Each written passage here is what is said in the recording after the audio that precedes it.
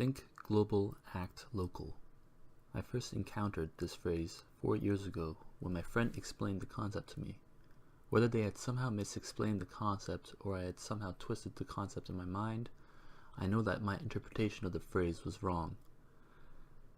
My initial interpretation of the phrase, think global, act local, was that everything that a community of people consumes and uses should be locally sourced, and in that way, the world may be swerved away from the clutches of climate change.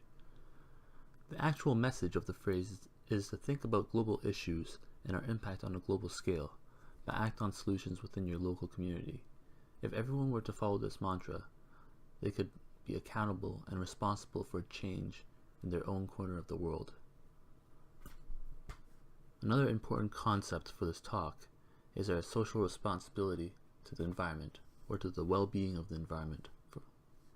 For those of you who agree that climate change is man-made and a threat to the life on Earth, you might also agree that according to consequentialism, most of us have committed some environmental damage and are therefore morally bad, or that according to deontology, most of us are aware of the environmental damage we do and are doing intentional harm and are therefore morally bad. And considering the fact that most of us are morally involved and morally obligated, as well as all of us are stakeholders since the Earth is our home, we would consider utilitarianism as an appropriate model to judge our actions. In other words, each of us have a social responsibility to the well-being of the environment.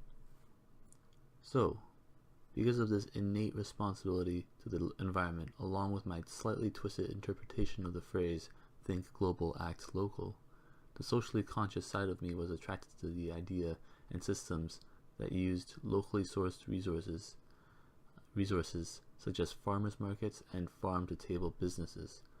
One particular idea gripped me because it seemed like an amazing idea that everyone should be doing. I'll just blurt it out before building more suspense. The idea is rammed earth.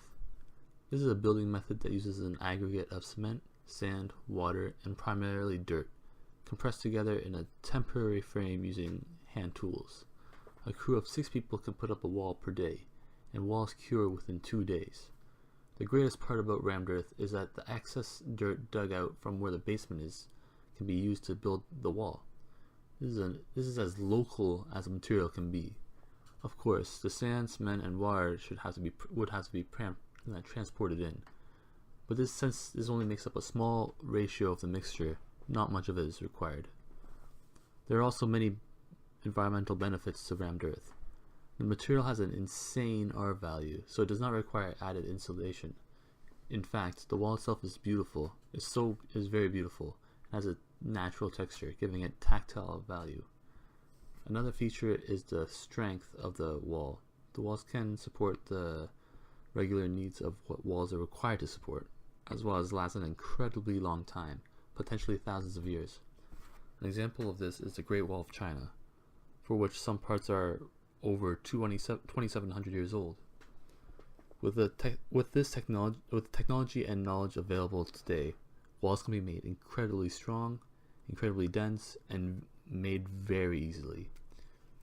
Now, why aren't we seeing rammed earth buildings being built?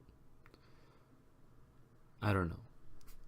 But there have been rammed earth houses showcased on TV shows, so it's not an unknown technology. Hopefully, this building method catches on and the benefits of thinking globally and acting locally are recognized more globally. Thank you.